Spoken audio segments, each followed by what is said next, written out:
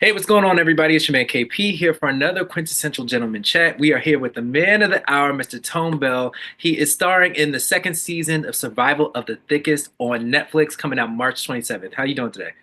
Oh man, running and gunning, baby, running and Oh, yeah. gunning. Oh yeah, yeah, it's promo season. You got to get out there. But thank you for joining us today. What can we look forward to coming up with the new season? Not just with you, but with the whole story arc of everybody going in the show. I think everyone's character from season one takes a leap. I mean, in love, in life, and professionalism, everyone evolves. Everyone kind of takes a step back, looks in the mirror. It's still sexy. It's still funny, Hmm.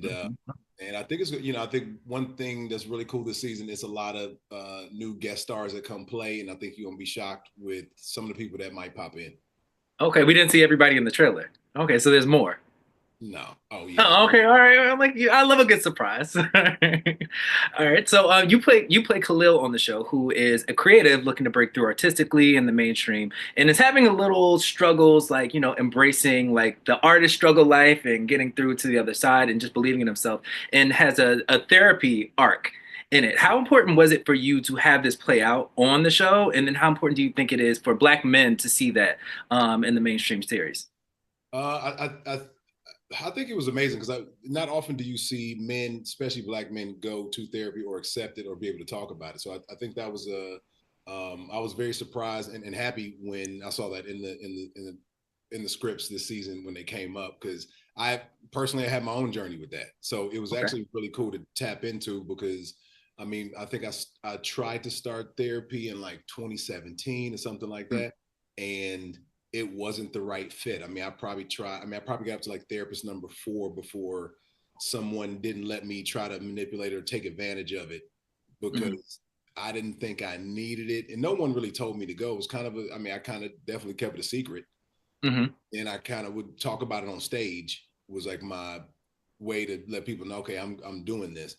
But having done my own journey and finding the right therapist for me, and Khalil goes through the same thing. It was actually kind of a cool thing to already have in my arsenal.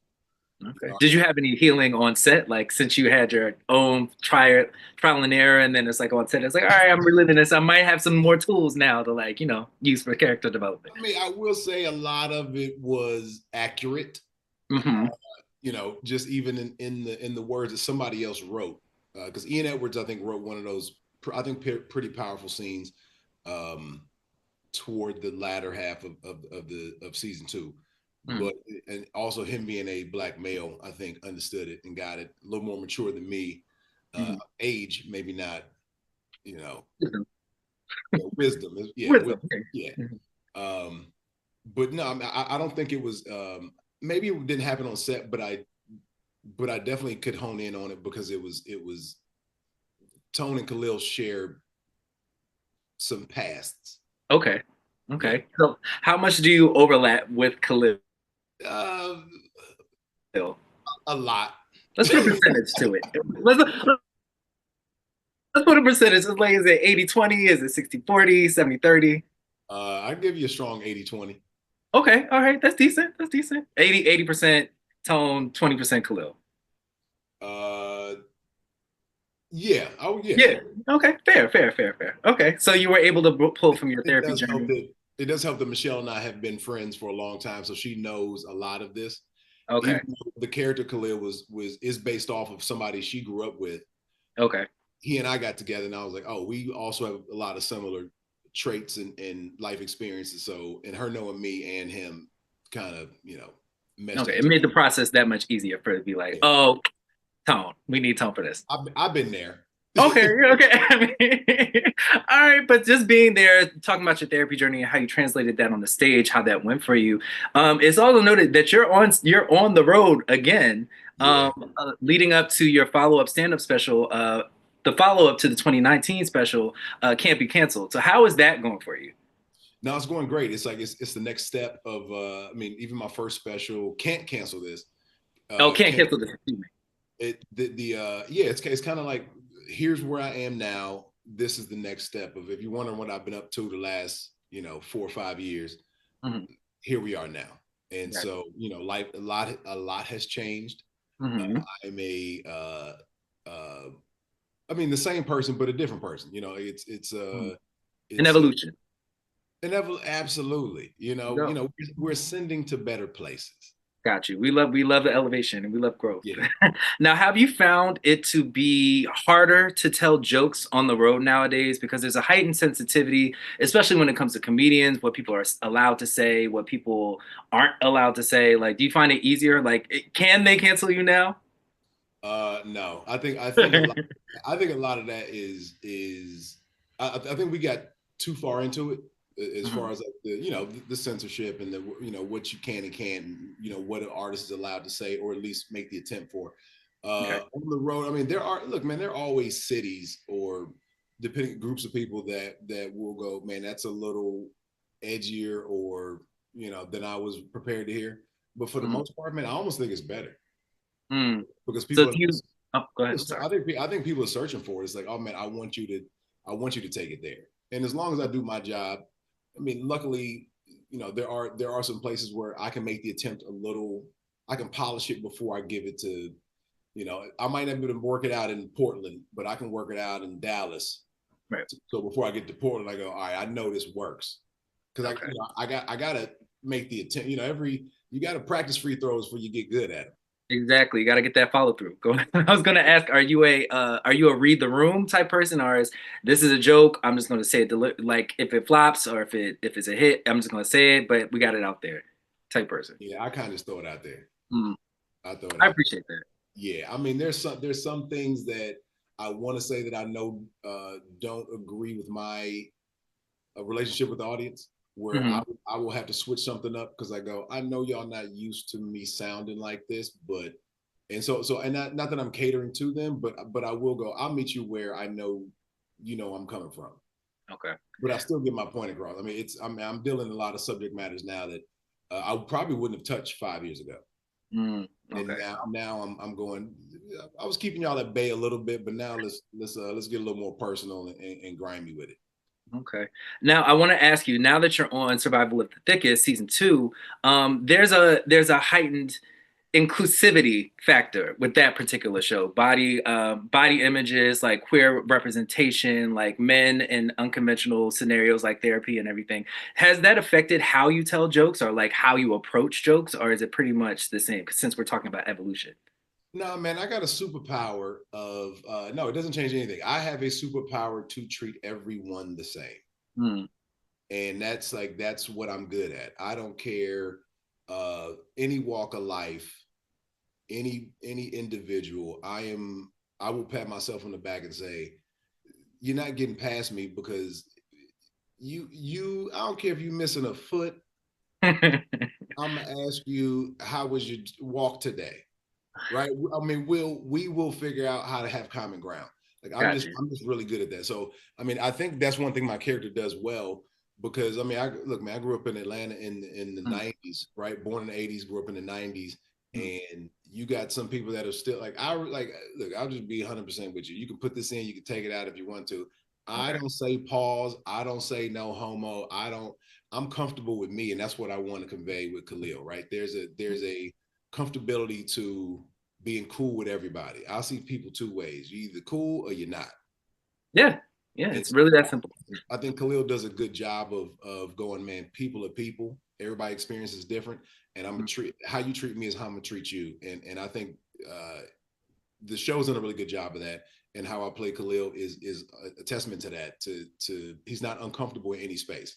Mm. And I think that him being an artist actually allows it to happen because it's what's in the eye of the beholder, right? Right. So if I think highly of you, I keep that same attention. I give you all of that. Right. I think that's actually refreshing to hear because there's such a we have to fill all these boxes with like having queer representation, black people, Asian people, like there's a heightened awareness of like, all right, well, we have to say this thing to make sure that we're not offending anybody or making sure we don't get canceled. But I think especially with men, especially black men, not Yeah, adding a pause or a no homo and treating people like people normalizes conversation and it comes off less forced. So I appreciate that about you. So yeah. whatever you're doing, keep on doing it.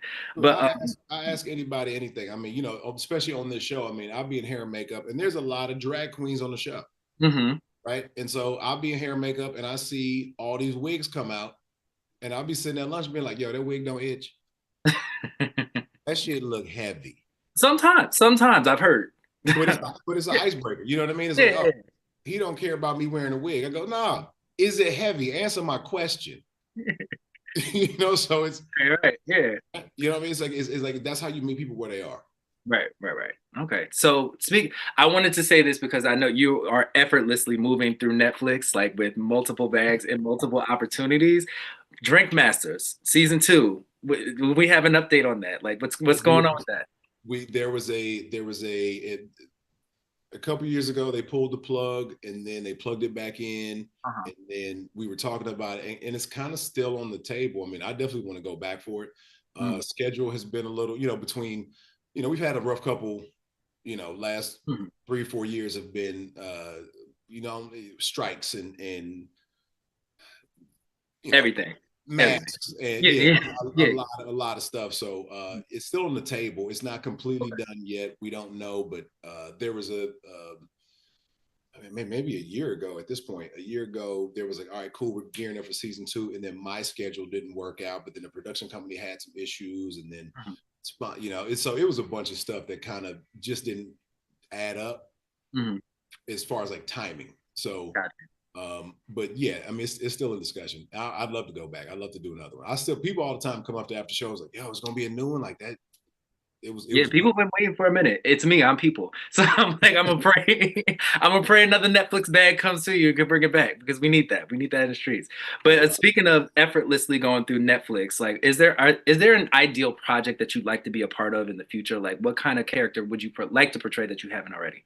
Man, I really want to get into the action comedy space. Mm, I think there's a lack of them, but that nice gritty '80s '90s funny two-hander. Or I was actually just talking to my manager about an idea that I had, and he loves it. So I mean, I'd love to get into that. I want to do more hosting. It could be a game show.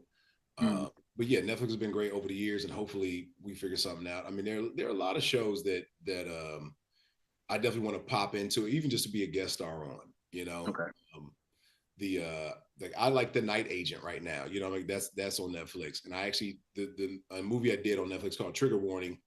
Mm, He was a co-star, and then I was like, oh man, I'd love to go play on that. So it's a little more technical things. mm, I'd like to get in that action comedy space. I really want to play a villain in the mm. near future. I'd love to play just a gritty, cigar smoking. Like a gangster. Yeah, just some I can people see that. doing. Yeah. Yeah, I can see that. I'm gonna pray a psycho gangster villain role comes your way. I'm throwing all the Yeah, good energy yeah, at you. yeah, yeah. Throw that good bad I energy at got you. I got you. Listen, throw me the alley up too. I'm trying to get on Netflix like you. So, yeah. but no, what is one thing that keeps you going before we get out of here? Because I know a lot of actors come in and like, there was a lot of things that go on and you have your hands in a lot of buckets. And sometimes there's a lot of ebbs and flows with that. So what keeps you going? What keeps you motivated doing what you're doing?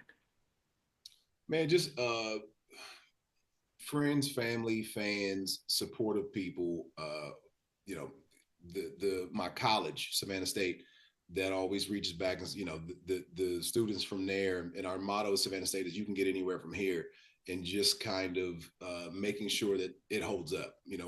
Whatever industry you're in. I mean, there's plenty of people that went to that school and are reaching back and letting people know, no matter what profession that you've decided is possible, I've chosen this one. And Mm. I mean, Shannon Sharp went to school where I went to school, Oh yeah, so chin is everywhere. So and Shannon everywhere. So it's like, I'm on Shannon's heels, and hopefully somebody's on my heels soon. And so just wanting to make sure that wherever I ascend to, hopefully they can get where I've gotten, and they can pass me. So I don't want them to think that it's not possible. So like that keeps me going for sure. all right, And, absolutely. and Let's. hopefully I'm gonna have kids soon. I'm gonna try to have me some Okay. babies, and I want to leave them something. You said a Trinity? No. I'm Oh, trying to okay. I'm leave. about to. I was like, all right, three. That's ambitious. I mean, I'll take it. Let's knock them out. I don't know if she would, but let me, Okay, I mean, go for triplets. Like one hit a quitter. There you go. All right, Tom. Thank you so much for joining us here. Everybody, go see Survival of the Thickest season 2, debuting on Netflix March 27th, and we will talk to you later. All right. And if I'm in your city, come see me in a row.